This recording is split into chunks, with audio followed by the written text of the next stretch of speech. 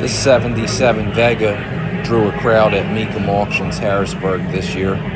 When restored, this car was to replicate the Super Vega done by Baldwin-Motion back in the day, which it pulls off perfectly with the color combo, 350 engine, and Hydra-Matic 3-speed trans.